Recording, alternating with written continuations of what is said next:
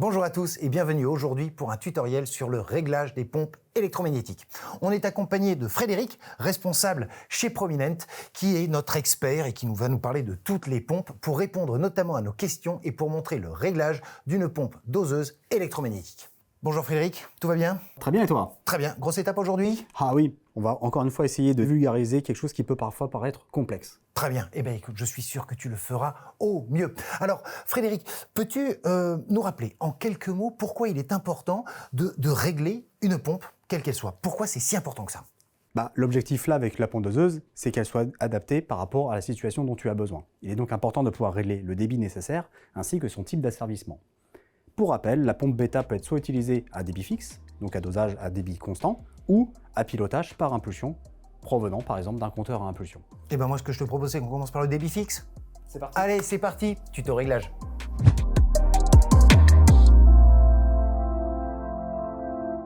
Nous allons maintenant voir comment régler une pompe bêta.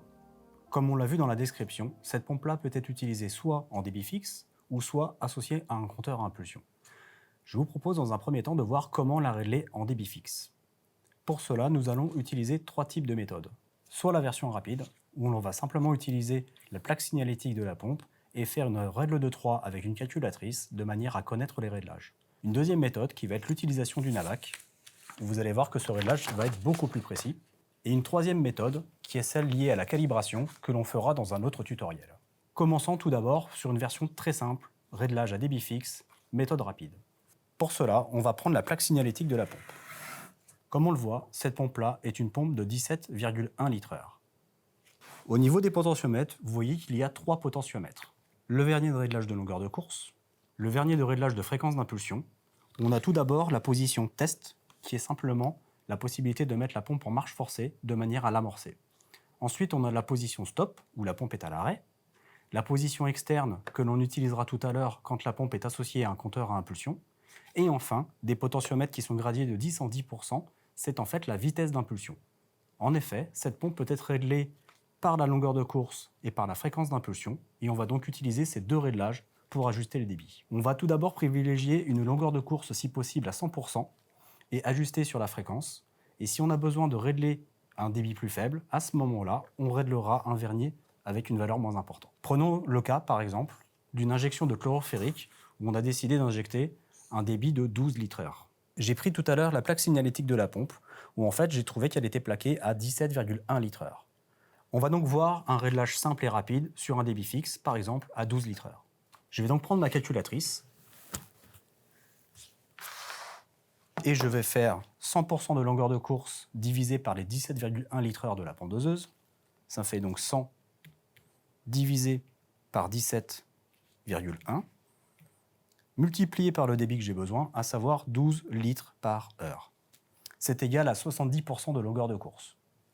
J'ai donc, dans ces cas-là, la nécessité d'ajuster ma longueur de course à 70%.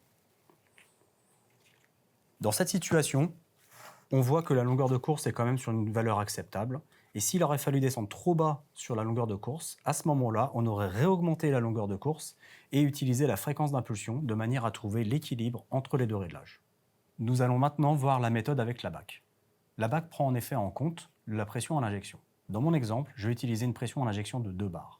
Je vais donc reprendre mon ABAC, qui est disponible dans les notices techniques ainsi que sur notre site internet, et je vais donc utiliser l'ABAC correspondante au modèle de pompe, à savoir une ABAC pour un modèle 0420. Dans cette ABAC, je vais donc suivre les différentes positions au niveau de la longueur de course, et comme je le vois, cette longueur de course est linéaire.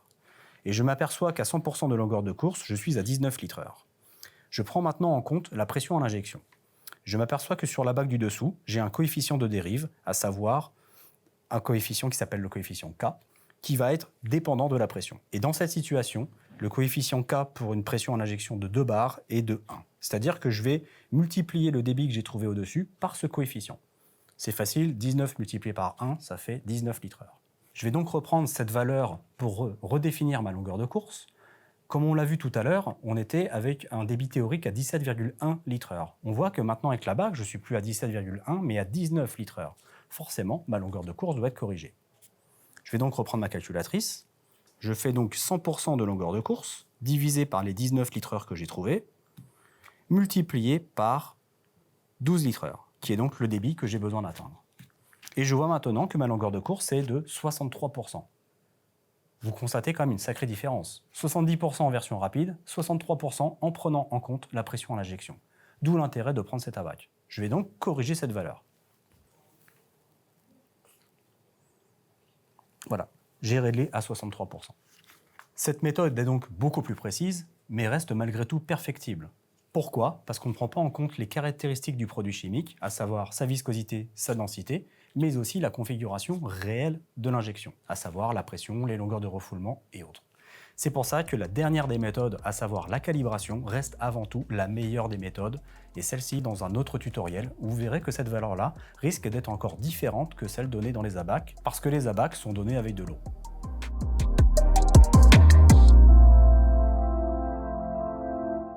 Nous allons maintenant voir comment régler cette pompe lorsqu'elle est associée à un compteur à impulsion. Pour cela, on a bien sûr besoin du câble de commande externe permettant d'associer les fils au compteur à impulsion. Ensuite, au niveau du potentiomètre qui se trouve ici, nous allons le régler sur externe. Et là maintenant, la pompe va attendre des impulsions de manière à doser. Je vais pouvoir maintenant utiliser deux réglages. La longueur de course, ainsi que la possibilité de diviser ou de multiplier les impulsions du compteur de manière à associer la taille de la pompe vis-à-vis de la taille du compteur. Comme on l'a vu tout à l'heure, on va être capable de déterminer le débit maximum de la pompe. Par exemple, on a défini que la pompe là fait 19 litres/heure.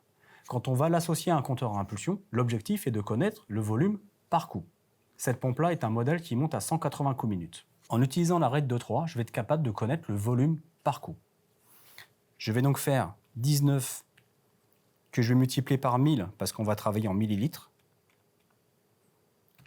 divisé par la fréquence de la pompe, 180 coups minutes multiplié par 60, ça me fait 10 800 coups par heure. Je vais donc faire 19 000 divisé par 10 800. Et je sais que mon volume impulsionnel est de 1,76 ml. À ce moment-là, je vais donc pouvoir peaufiner ma longueur de course si j'ai besoin d'ajuster ce volume.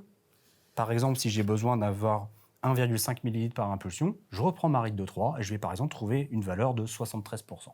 Si je m'aperçois que je descends trop bas dans la longueur de course, à ce moment-là, je vais utiliser le dernier curseur qui est la possibilité de diviser ou de multiplier les impulsions de manière à par exemple donner deux coups, deux doses et pas qu'une seule où je risque d'être trop petit.